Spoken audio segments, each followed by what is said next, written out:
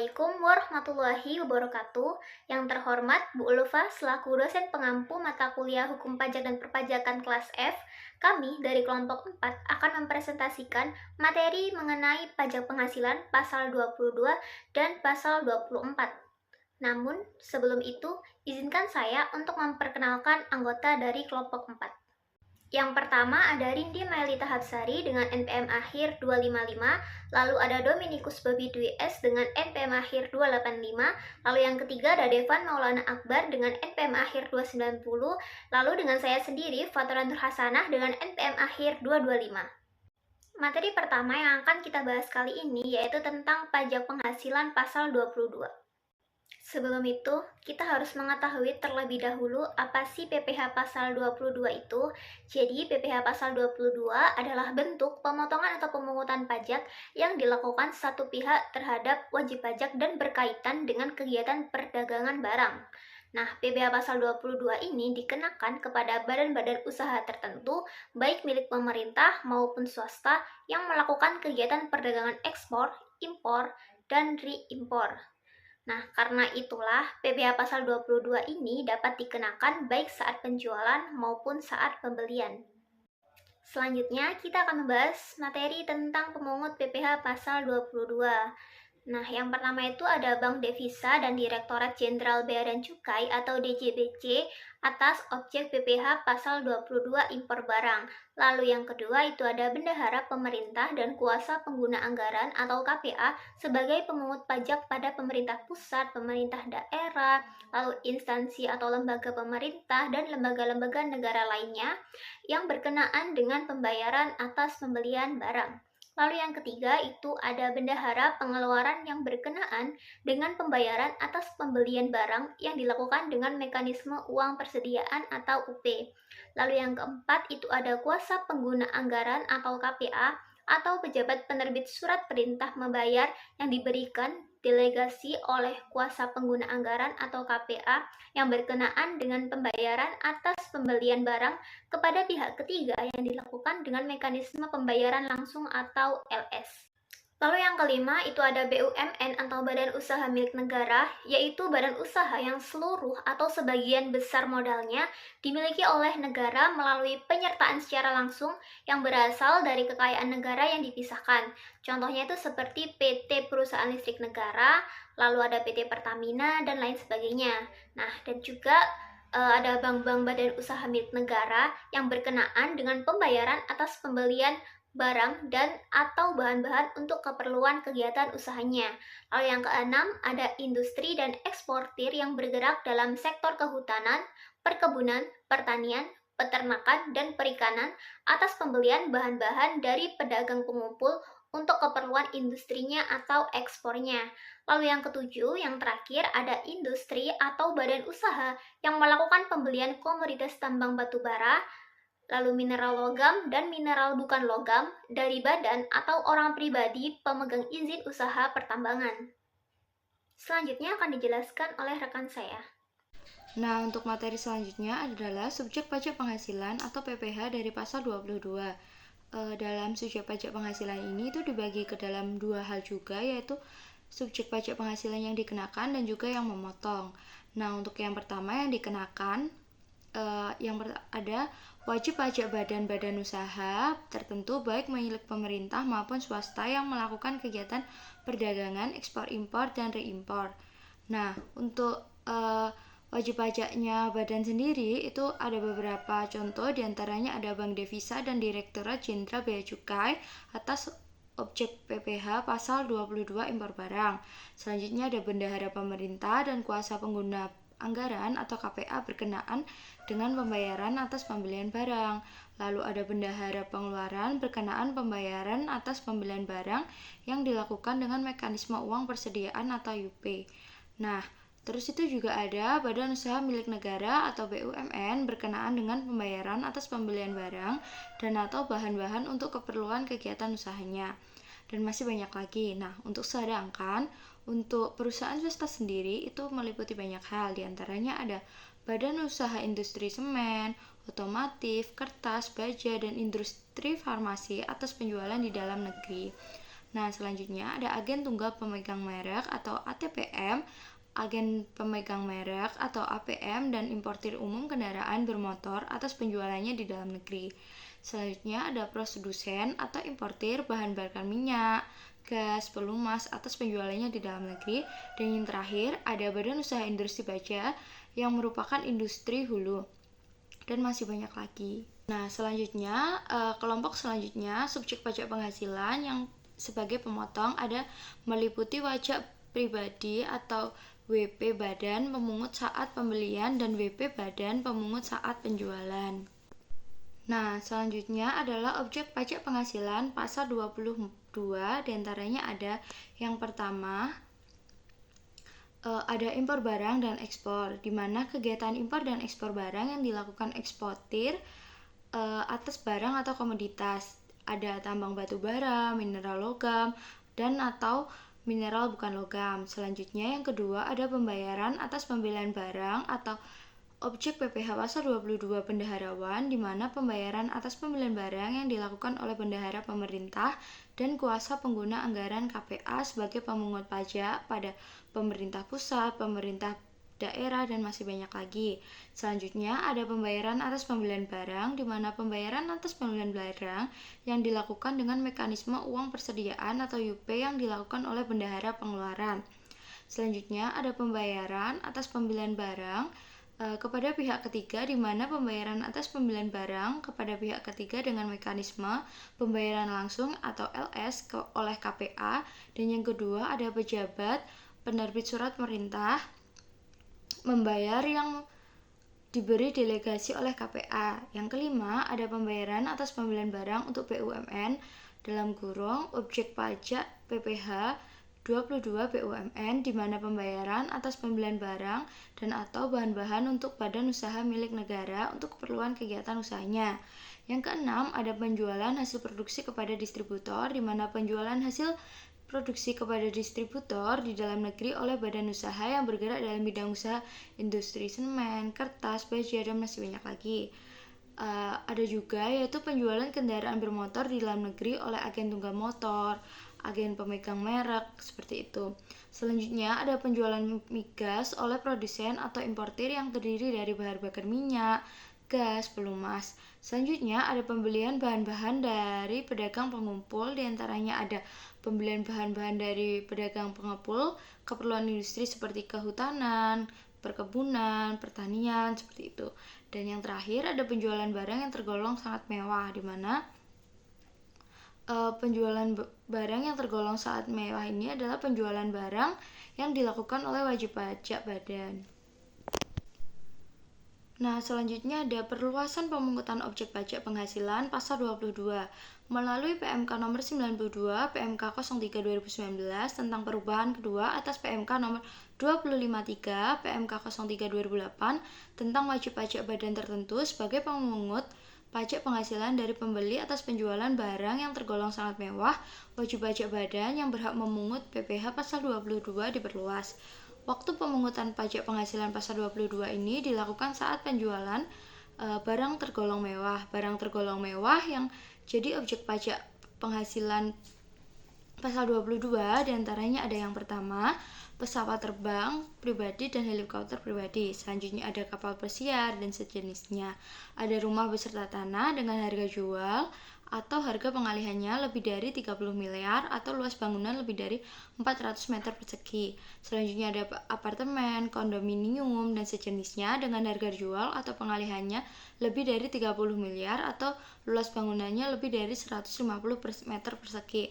Selanjutnya ada kendaraan bermotor roda 4 pengangkutan orang kurang dari 10 orang berupa sedan, jeep, sport utility, terus multi-purpose, dan minibus atau sejenisnya dengan harga jual lebih dari 2 miliar atau dengan kapasitas silinder lebih dari 3000 cc. Nah, yang terakhir ada kendaraan bermotor roda 2 atau 3 dengan harga jual lebih dari 300 juta atau dengan kapasitas silinder lebih dari 250 cc. Nah, untuk materi selanjutnya adalah pengecualian pemungutan pajak penghasilan pasal 22. Ada beberapa hal yang bebas dari pemungutan pajak penghasilan pasal 22, seperti yang diatur dalam undang-undang. Di antaranya ada impor barang atau penyerahan barang yang berdasarkan ketentuan peraturan perundang-undangan tidak terutang PPh, di mana hal tersebut dinyatakan dengan surat keterangan bebas pajak penghasilan pasal 22 yang diterbitkan oleh Direktur Jenderal Pajak atau. Selanjutnya, yang kedua ada impor barang-barang yang dibebaskan dari bea masuk yang dilakukan ke dalam kawasan berikat dan entry port produksi untuk tujuan ekspor berupa kiriman hadiah dan tujuan untuk keilmuan. Yang ketiga ada pembayaran atas penyerahan barang yang dibebankan kepada belanja negara daerah yang meliputi jumlah kurang dari 2 juta. Dan yang terakhir ada pembayaran untuk pembelian bahan bakar minyak, listrik, gas air, minum atau PDAM, benda-benda pos dan telepon saat pemakaian air dan listrik. Nah, setelah penjelasan dari saya dan rekan saya tadi, pastinya kita akan bertanya-tanya, apakah semua barang impor terkena pajak penghasilan pasal 22? Nah, jawabannya adalah tidak. Tentunya tidak semua barang impor itu terkena pajak penghasilan nomor 22. Adapun beberapa barang impor yang tidak dikenakan pajak penghasilan pasal 22, diantaranya ada yang pertama, impor barang atau penyerahan barang di dalam negeri yang berdasarkan peraturan perundang-undangan tidak terutang PPh. Yang kedua, ada impor barang yang dibebaskan dari bea masuk atau PPN, seperti impor emas batangan, impor sementara, impor barang berupa mesin dan peralatan, impor kembali atau reimpor, yang meliputi barang-barang yang telah diekspor kemudian diimpor kembali dalam kualitas yang sama. Baik, di sini saya akan menjelaskan tentang tarif PPh non final pada pasal 22. Yang dimana tarif ini pada atas importir, angka pengenal importir atau API sama dengan 2,5% dikali dengan nilai impor. Jika non API sama dengan 7,5% kali nilai impor, dan yang tidak dikuasai sama dengan 7,5% kali harga jual lelang. Lalu atas pembelian barang yang dilakukan oleh DJPB, bendahara pemerintah, BUMN atau BUMD sama dengan 1,5% kali pembelian, atau tidak termasuk dengan PPN dan tidak final. Lalu atas penjualan hasil produksi yang ditetapkan berdasarkan keputusan Direktur Jenderal Pajak, yaitu yang pertama hasil produksi kertas 0,1% kali DBP PPN, lalu semen 0,25% kali DBP PPN, lalu baja 0,3% kali DBP PPN, lalu otomotif 0,45% kali DBP PPN.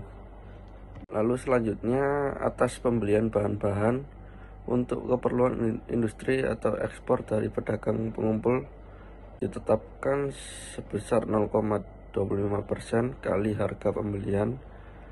Lalu atas impor kedelai, gandum, dan tepung terigu oleh importir yang menggunakan API sebesar 0,5% kali nilai impor. Lalu atas penghasilan yang diterima atau diperoleh rekanan sehubungan dengan transaksi penjualan barang, penyerahan jasa, atau persewaan dan penghasilan lain sehubungan dengan penggunaan harta. Lalu slide selanjutnya yaitu saat terutang yang dibagi menjadi 4 jenis. Yang pertama atas impor barang, terutang dan dilunasi bersamaan dengan saat pembayaran bea masuk. Dalam hal pembayaran bea masuk ditunda atau dibebaskan dan tidak termasuk dalam pengecualian dari pemungutan PPh pasal 22. Lalu atas pembelian barang oleh bendahara pemerintah dan KPA, bendahara pengeluaran dan pejabat penerbit surat perintah membayar, dan pembelian barang atau bahan-bahan untuk keperluan kegiatan usaha oleh BUMN dan Bank BUMN. Lalu atas penjualan hasil produksi badan usaha yang bergerak dalam bidang usaha industri semen, kertas, baja, otomotif, dan farmasi, atas penjualan kendaraan bermotor di dalam negeri yang dilakukan oleh ATPM, APM, dan importir umum kendaraan bermotor terutang dan dipungut pada saat penjualan. Lalu, atas penjualan bahan bakar minyak, bahan bakar gas, dan pelumas, terutang dan dipungut pada saat penerbitan surat perintah pengeluaran barang. Berikutnya yaitu prosedur menghitung PPh pasal 22. Yang pertama, mengidentifikasi jenis transaksi tersebut dan menentukan jenis transaksi yang terkait dengan PPh pasal 22. Lalu yang kedua, tentukan dasar pengenaan pajak atau DPP bervariasi tergantung jenis transaksinya. Lalu ketiga, tentukan tarif yang berlaku lalu gunakan tarif yang sesuai dengan jenis transaksi. Keempat, hitung PPh pasal 22 dengan menggunakan rumus PPh pasal 22 sama dengan tarif kali DPP. Lalu kelima, pembulatan hasil perhitungan dibulatkan ke bawah dalam ribuan rupiah. Lalu keenam, penyetoran dan pelaporan wajib pajak yang memotong PPh pasal 22 harus menyetorkan pajak yang dipotong ke kas negara dan melaporkannya dalam SPT masa PPh pasal 22. Selanjutnya akan dilanjutkan oleh rekan saya. Materi selanjutnya yaitu cara membayar dan pelaporan PPh non-final pasal 22. Peraturan Menteri Keuangan Republik Indonesia Nomor 242 PMK 03/2014 tentang tata cara pembayaran dan penyetoran. Bab 3 tentang tata cara pembayaran dari penyetoran pajak pasal 11 menjelaskan, yang pertama, pembayaran dan penyetoran pajak dilakukan dengan menggunakan SSP atau sarana administrasi lain yang disamakan dengan SSP. Yang kedua, pembayaran dan penyetoran pajak bagaimana dimaksud pada ayat 1 meliputi pembayaran dan penyetoran PPh, PPN, PPNBM, bea materai, dan PBB. Yang ketiga, sarana administrasi lain sebagaimana dimaksud pada ayat 1 dapat berupa A. DPN atas pembayaran dan penyetoran pajak melalui sistem pembayaran pajak secara elektronik atau dengan datang langsung ke bank persepsi. B. SSPCP atas pembayaran dan penyetoran PPh pasal 22 impor, PPN impor, dan PPNBM impor serta PPN hasil tembakau buatan dalam negeri. C. Bukti BPK atas pembayaran dan penyetoran pajak melalui pemindahan bukuan atau bukti penerimaan pajak lainnya sesuai dengan ketentuan peraturan perundang-undangan. Selanjutnya yang keempat, SSP atau sarana administrasi lain sebagaimana dimaksud pada ayat 1 dinyatakan sah dalam hal telah divalidasi dengan NTPN. Selanjutnya yang kelima, dikecualikan dari ketentuan sebagaimana dimaksud pada ayat 4 bukti BPK dinyatakan sah dalam hal telah ditandatangani oleh pejabat yang berwenang untuk menerbitkan bukti BPK. Selanjutnya yang terakhir, yang keenam, pembayaran yang dilakukan oleh wajib pajak diakui sebagai pelunasan kewajiban sesuai dengan tanggal bayar yang tertera pada PPN atau tanggal bayar berdasarkan validasi MPN pada SSP atau sarana administrasi lain sebagaimana dimaksud pada ayat 3. Untuk selanjutnya adalah membahas terkait pajak penghasilan pasal 24. Baik, untuk materi yang pertama ialah definisi dan konsep dari pajak penghasilan pasal 24. Nah, pajak penghasilan pasal 24 sendiri memiliki pengertian yaitu merupakan peraturan yang mengatur tentang hak wajib pajak untuk memanfaatkan kredit pajaknya di luar negeri untuk mengurangi jumlah nilai pajak penghasilan terutang yang dimiliki di Indonesia. Artinya, pajak penghasilan yang telah dibayar wajib pajak atau WP di luar negeri dapat digunakan untuk mengurangi jumlah pajak penghasilan yang harus dibayarkan di dalam negeri. Namun, pajak penghasilan pasal 24 ini hanya diperuntukkan untuk wajib pajak yang menerima penghasilan dari luar negeri selama 1 tahun pajak. Nah, PPh atau pajak penghasilan pasal 24 ini menjadi fasilitas pajak bagi pemerintah yang bertujuan untuk menghindari pembayaran ganda oleh warga negara Indonesia atau WNI yang memiliki pendapatan di luar negeri.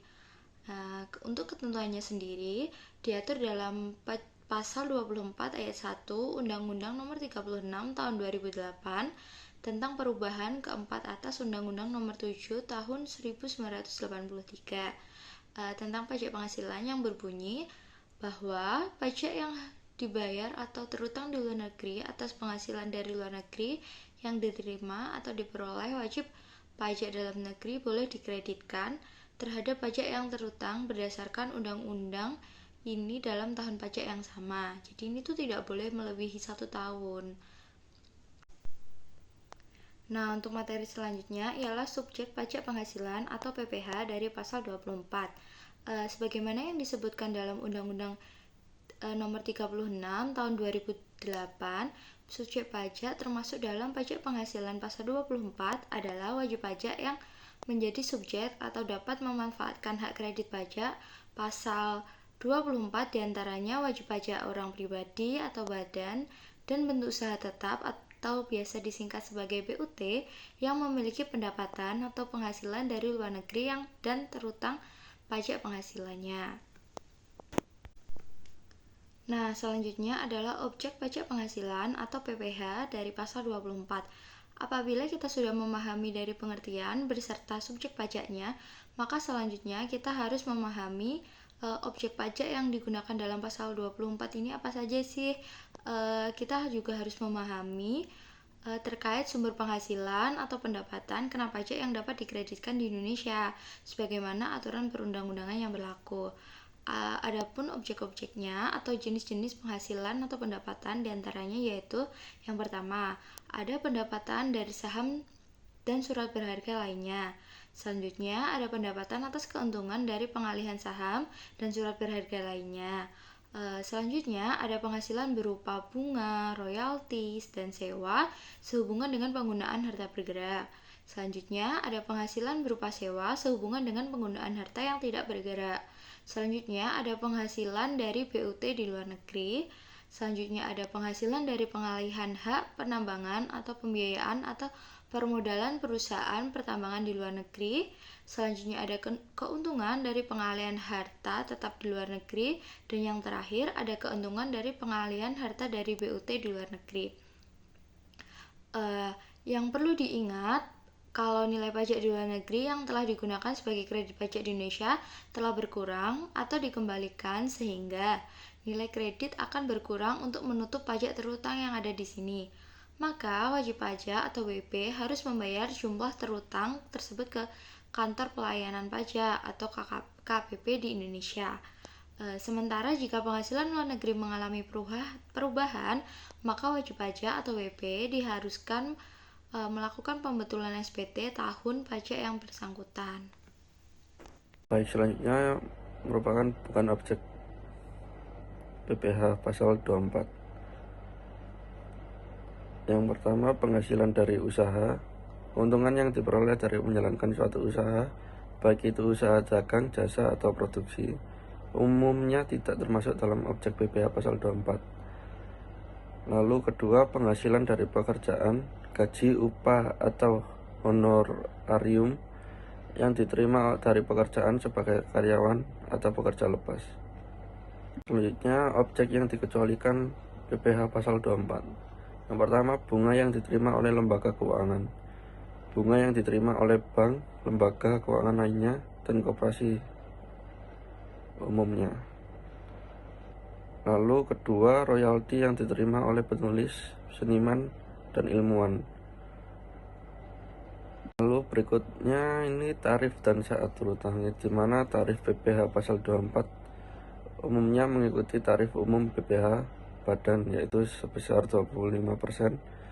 Namun bahwa tarif ini dapat berbeda tergantung pada perjanjian penghindaran pajak berganda atau P3B yang berlaku antara Indonesia dan negara asal penghasilan.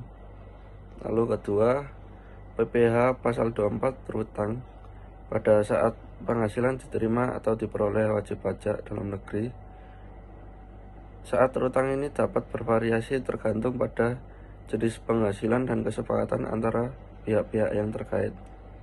Yang pertama, saat wajib pajak menerima pembayaran atas bunga, royalti, atau sewa yang diperoleh dari luar negeri. Kedua, saat wajib pajak menerbitkan faktur pajak atas penghasilan yang diterima. Tiga, dalam beberapa kasus yang terutang dapat ditentukan berdasarkan jangka waktu tertentu yang telah disepakati dalam perjanjian. Selanjutnya akan dilanjutkan oleh rekan saya. Materi selanjutnya yaitu Prosedur menghitung PPh non-final pasal 24. Berikut sedikit ilustrasi perhitungan PPh pasal 24. Katakanlah PT ABC tahun 2017 memperoleh pendapatan neto di dalam negeri sebesar 25 miliar dan dari luar negeri sebesar 10 miliar. Asumsi pajak di luar negeri sebesar 25%. Total penghasilan tercatat adalah sebesar 35 miliar. Penghasilan dalam negeri ditambah penghasilan luar negeri. Selanjutnya total PPh terutang 25% dikali 35 miliar ditemukan 8 miliar 750 juta. PPh maksimum yang dapat dikreditkan dengan rumus penghasilan luar negeri dibagi total penghasilan dikali dengan total PPh terutang. Yaitu 10 miliar dibagi dengan 35 miliar dikali 8 miliar 750 juta ditemukan 2 miliar 500 juta. Jadi PPh terutang yang sudah dibayarkan di luar negeri adalah sebesar 2 miliar 500 juta. Nah, nominal ini yang diakhiri digunakan sebagai pengurang pajak dalam negeri. Namun, apabila wajib pajak hendak mengkreditkan PPh terutama yang sudah dibayarkan pada pajak dalam negeri terlebih dahulu, Anda harus melapor kepada Kepala Kantor Pelayanan Pajak dan pelaporannya pada saat melapor SPT tahunan. Pelaporannya dilengkapi dengan tax return yang dilaporkan di luar negeri dan dokumen-dokumen pembayaran pajak yang dilakukan oleh wajib pajak di luar negeri. Materi selanjutnya yaitu koreksi PPh 24. Adanya koreksi di luar negeri yang menyebabkan pajak atas penghasilan terutang di luar negeri dilaporkan lebih besar dalam SPT tahunan dan menyebabkan pajak di luar negeri tertera kurang bayar, maka akan berakibat kemungkinan PPh yang di Indonesia menjadi kurang bayar. Nah, untuk yang satu ini, wajib pajak bisa melakukan koreksi sendiri dengan melakukan pembetulan atas SPT. Jika pembetulan sudah dilakukan, maka bunga terutang atas pajak yang kurang bayar tidak akan ditagih. Jika koreksi yang terjadi menyebabkan penghasilan terutang luar negeri lebih kecil daripada yang dilaporkan dalam SPT, maka akan menyebabkan laporan pajak luar negeri lebih bayar. Adanya koreksi ini mengakibatkan PPh terutang di Indonesia juga menjadi lebih kecil. Akibatnya PPh kelebihan bayar. Kelebihan ini bisa dikembalikan setelah dilakukan perhitungan dengan utang pajak yang lain. Selanjutnya kita akan membahas mengenai persyaratan administratif pengkreditan pajak luar negeri. Jadi wajib pajak yang telah membayarkan pajaknya di luar negeri itu dapat mengkreditkan pajaknya di Indonesia. Akan tetapi pengenaan pajaknya harus dalam tahun yang sama. Selain itu, besarnya kredit pajak yang dapat dikreditkan itu harus sama dengan pajak penghasilan yang dibayar atau terutang di luar negeri. Nah, untuk wajib pajak yang ingin mengkreditkan pajaknya di Indonesia, itu terlebih dahulu harus menyampaikan permohonan ke Kantor Pelayanan Pajak atau KPP. Lalu, permohonan tersebut itu akan dilaporkan bersamaan pada saat pelaporan SPT tahunan dengan melampirkan sejumlah dokumen, yaitu yang pertama ada laporan keuangan dari luar negeri, lalu yang kedua ada fotokopi SPT atau tax return yang dilaporkan di luar negeri, lalu yang ketiga itu ada dokumen pembayaran pajak di luar negeri. Selanjutnya kita akan membahas mengenai pengkreditan pajak penghasilan yang telah dipotong atas dividen. Nah, pengkreditan pajak penghasilan yang telah dipotong atas dividen itu telah diatur dalam pasal 7 Peraturan Menteri Keuangan nomor 107/PMK 03/2017, yaitu tentang penetapan saat diperolehnya dividen dan dasar perhitungannya oleh wajib pajak dalam negeri atas penyetaraan modal pada badan usaha di luar negeri selain badan usaha yang menjual sahamnya di Bursa Efek. Nah, wajib pajak dalam negeri yang mengkreditkan pajak penghasilannya itu harus menyampaikan perhitungan pengkreditan pajak penghasilan yang telah dibayar atau dipotong atas dividen yang diterima kepada Direktur Jenderal Pajak dengan melampirkan beberapa dokumen. Yang pertama adalah laporan keuangan, yang kedua ada fotokopi surat pemberitahuan tahunan pajak penghasilan. Dalam hal terdapat kewajiban untuk menyampaikan surat pemberitahuan tahunan pajak penghasilan. Lalu yang ketiga ada perhitungan atau rincian laba dalam 5 tahun terakhir. Lalu yang keempat, yang terakhir itu ada bukti pembayaran pajak penghasilan atau bukti pemotongan pajak penghasilan atas dividen yang diterima. Nah, penyampaian perhitungan tersebut itu dilakukan bersamaan dengan penyampaian SPT tahunan PPh. Sekian materi yang dapat kami sampaikan. Mohon maaf apabila terdapat kesalahan baik yang disengaja maupun tidak disengaja. Terima kasih. Wassalamualaikum warahmatullahi wabarakatuh. Audio Jungle.